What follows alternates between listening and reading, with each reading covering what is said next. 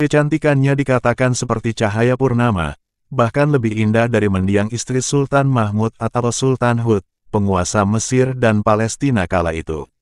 Sultan yang baru saja kehilangan istrinya mendengar tentang wanita asing yang memancarkan aura luar biasa ini, dan rasa penasaran memenuhi hatinya. Ia tak mampu menutupi kekagumannya. Rara Santang berdiri dengan anggun, penuh kehormatan dan keindahan yang begitu alami. Wajahnya bersinar lembut, namun dalam matanya terlihat keteguhan jiwa dan kekuatan yang jarang dimiliki seorang wanita. Sultan Mahmud pun merasa bahwa takdir telah mempertemukannya dengan wanita yang akan menggantikan kedudukan istrinya di sisi tahtanya.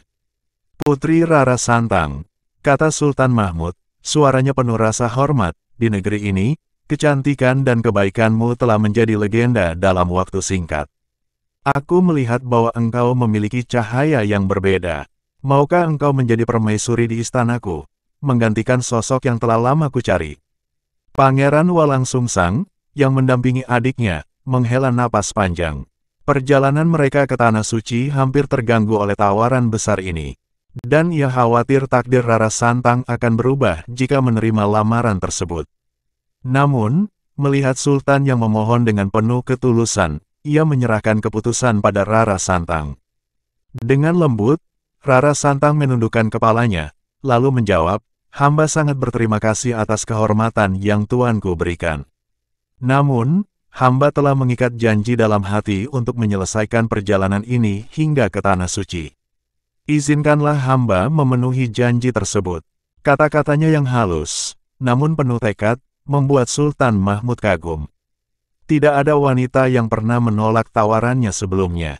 Melihat keteguhan Rara Santang, Sultan Mahmud menyadari bahwa wanita di hadapannya bukan wanita biasa, melainkan seseorang yang memang ditakdirkan membawa pengaruh besar.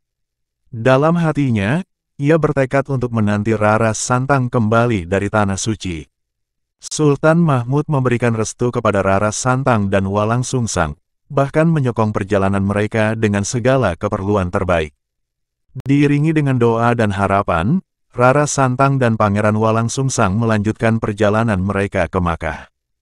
Di Tanah Suci, Rara Santang berziarah, beribadah, dan memperdalam ilmunya. Perjalanan spiritualnya membawanya ke pemahaman yang lebih mendalam tentang takdir besar yang telah diramalkan oleh ayahandanya, Prabu Siliwangi. Ia menyadari bahwa dirinya adalah penjaga cahaya baru yang akan membawa kebesaran pada generasi mendatang. Setelah menyelesaikan ibadahnya, mereka kembali ke Mesir, di mana Sultan Mahmud tetap menantinya. Kali ini, Rara Santang menerima lamaran Sultan, dengan mengajukan beberapa syarat. Salah satunya adalah bahwa anak pertama mereka, jika laki-laki, harus mencuci arkan Islam di tanah kelahiran ibunya, Pasundan.